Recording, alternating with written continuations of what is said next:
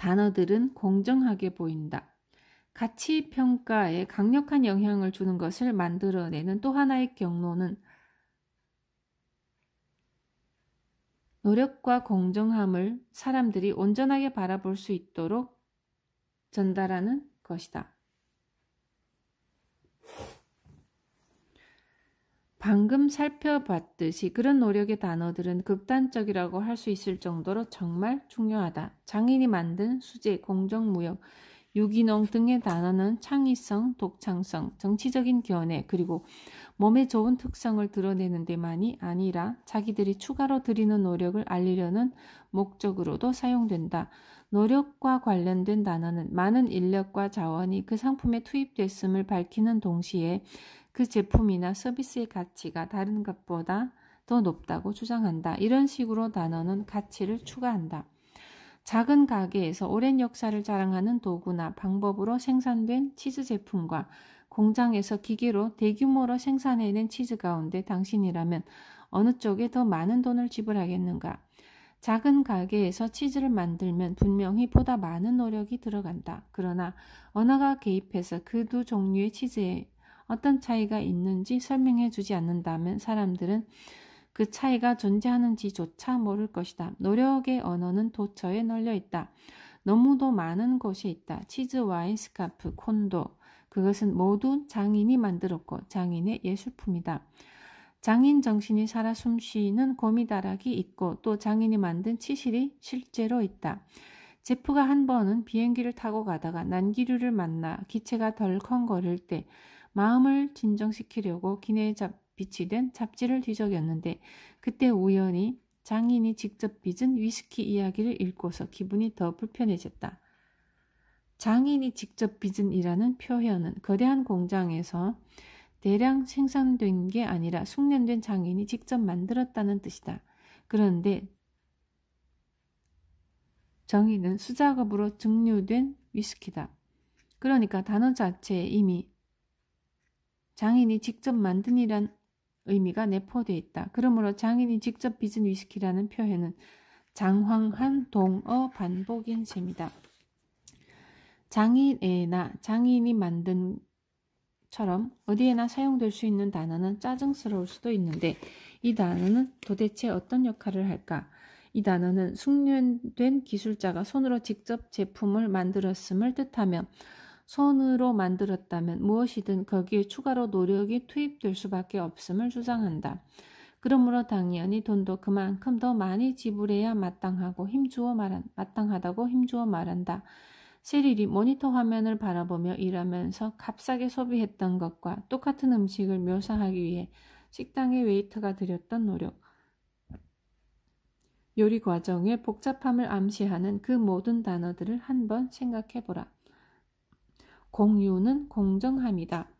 공유 경제라는 말을 어떻게 생각하는가? 우버, 에어비앤비 그리고 테스크래빗 등은 공유 경제에 속하고 이 표현은 각각의 업체가 제공하는 서비스를 긍정적인 틀로 규정한다.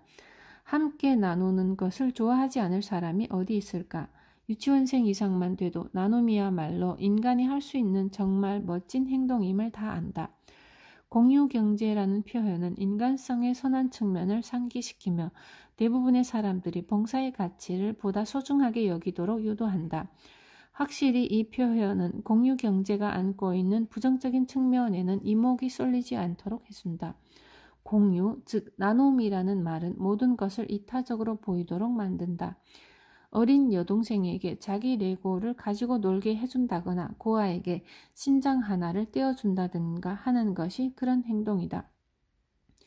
그러나 사실 공유가 늘 그렇게 이타적이지만은 않다. 실제로 공유 경제를 비판하는 사람들은 공유 경제가 부상하는 현상은 노동시장이 완전 고용 상태를 보장하지 못하고 노동자의 소득이 줄어들며 일자리 안정성도 거의 찾아볼 수 없게 됨에 따라 나타난 결과일 뿐이며 아울러 공유 경제는 노동자를 보호하는 정책을 걷어내고 불안전 고용 상태에 대한 불편한 마음을 덜어주려고 고안된 또 다른 단어인 이른바 프리 에이전트 국가라는 개념을 악용할 뿐이라고 목소리를 높인다.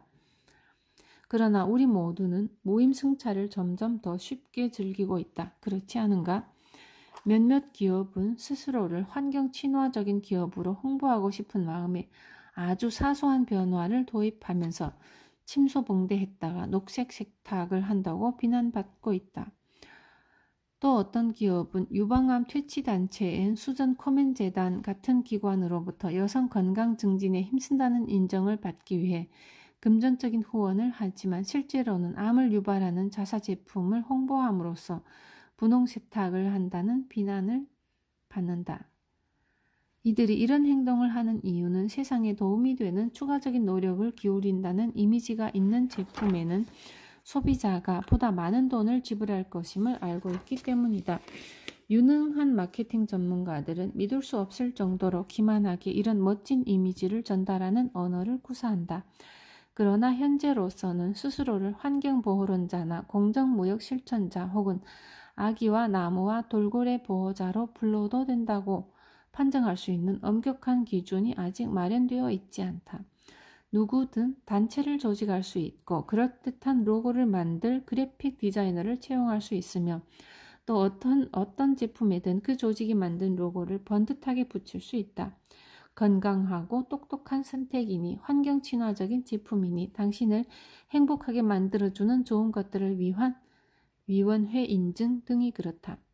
요컨대 언어는 사람들이 그토록 보고 싶어하는 노력을 엿볼 수 있는 창문을 제공한다. 그야말로 공정함과 높은 품질을 갖췄다는 신호이기 때문이다. 그리고 공정함과 품질에 대한 인식은 가치의 대리자가 된다. 바로 이것이 언어에서부터 가치에 이르기까지 우리가 지금껏 걸어왔던 길고 구불구불한 경로인데 이 경로의 어느 지점에서든 우리는 발이 걸려 넘어지는 실수를 저지를 수 있다.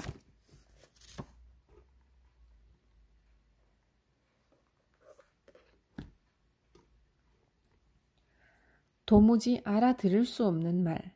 언어는 노력에 대한 인식과 가치에 대한 감각을 창출할 수 있을 뿐만 아니라 그런 용어를 사용하는 사람들의 전문성을 인정하도록 우리를 유도할 수 있다. 보건 분야와 금융 분야 그리고 법률 분야의 전문가들을 놓고 생각해보자. 우리 같은 일반인들은 그들이 구사하는 표현이 무엇을 의미하는지 전혀 모르며 심지어 그들이 쓴 손글씨조차 제대로 읽지 못하는 경우도 허다하다. 도무지 이해할 수 없는 어려운 언어는 그런 말을 하는 사람이 전문가임을 암시한다.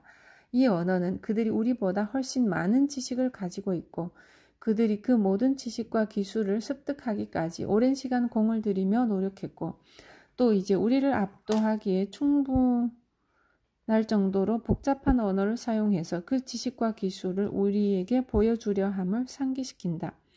이런 언어 사용은 저술가인 존 란체스터가 사제의 말씀이라고 불렀던 것을 생각한다.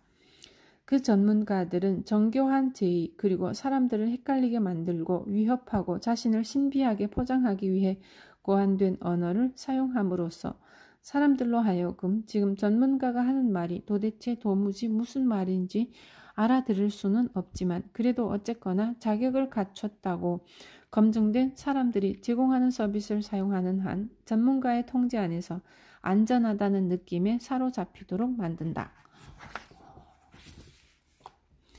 앞에서 예로 들었던 것처럼 고급 음식점에서 소믈리에가 와인을 묘사하는 말은 복잡하고 시적이라 매혹적이었지만 강수량이나 수확 시기가 와인의 품질에 미치는 영향이나 와인의 탄닌 성분에 대해서 전혀 모르는 사람에게는 혼란스럽기도 하다.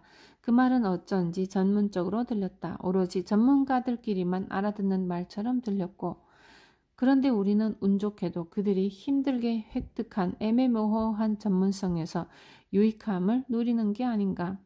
이 경우에는 투명성의 부족 혹은 결핍이 가치를 추가로 보태준다. 평범한 일반인이 감히 범접할 수 없는 과정에 존재하는 애매모호함은 아무리 봐도 타당하다고 인정할 수 없는 복잡성의 감각을 그것도 내재적인 복잡성의 감각을 만들어낸다. 그럼에도 불구하고 이러한 감각은 사람들이 어떤 경험의 가치를 평가하는 데 영향을 미친다. 이를 놀이로 바꾸는 언어의 마법.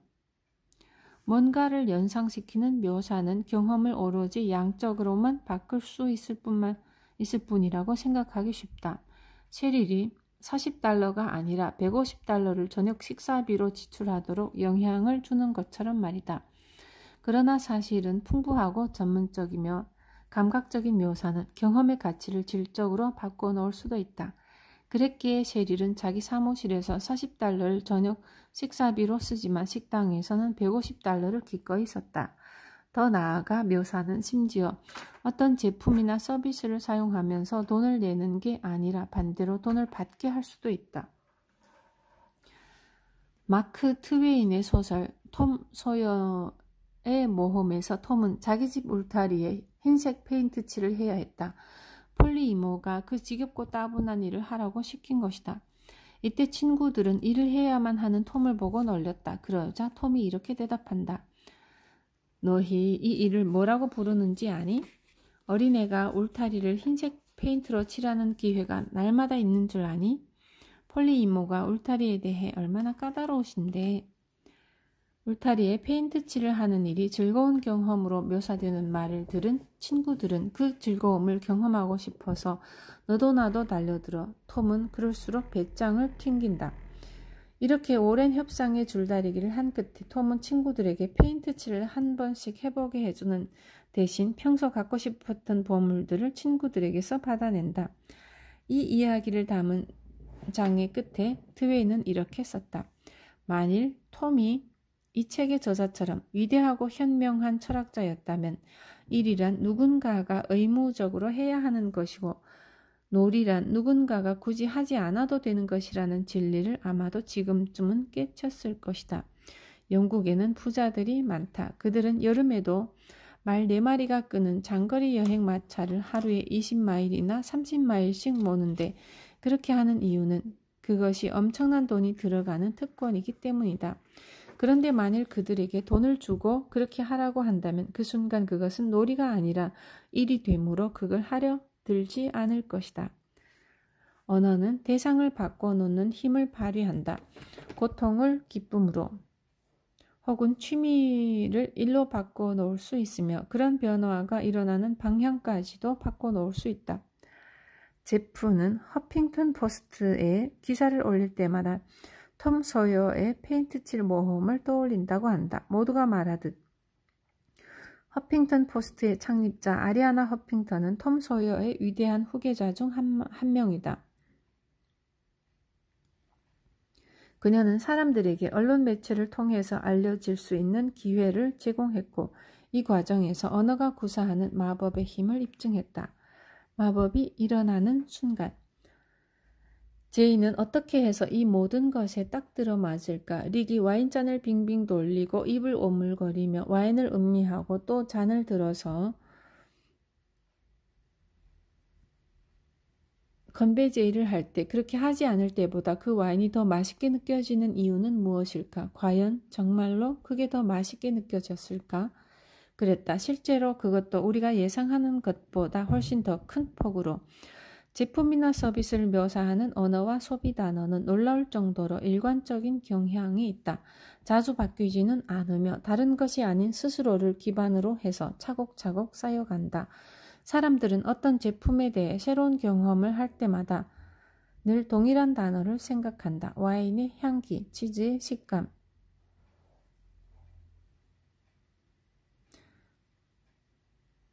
스테이크의 크기, 앞서 살펴봤던 가치의 수준을 높이는 효과 이외에도 용어가 띠는 이런 일관성은 특정한 제의를 만들어낸다.